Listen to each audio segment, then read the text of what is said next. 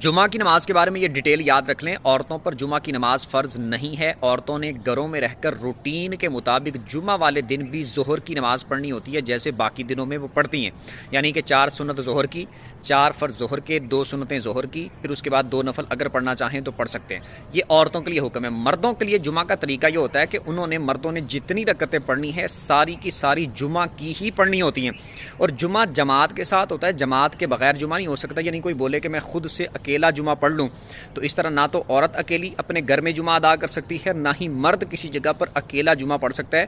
جمعے کے لیے جماعت ضروری ہوتی ہے، جو مسجد میں باجماعت جمعہ ہوتا ہے وہاں پر جا کر ہی جمعہ پڑھ سکتے ہیں۔ اور اس کا طریقہ یہ ہوگا کہ مرد جب جمعہ پڑھنے جاتے ہیں تو انہوں نے ساری رکعتیں جمعے کی پڑھنی ہوتی ہیں۔ 4 سنتیں پہلے پڑھنی ہیں وہ جمعے کی، پھر 2 فرض امام کے ساتھ وہ بھی جمعے کے، پھر اس کے بعد 4 سنتیں جمعے کی، پھر اس کے بعد 2 سنتیں جمعے کی۔ اس کے بعد اگر آپ 2 نفل پڑھنا چاہیں تو پڑھ سکتے ہیں، یعنی کہ جس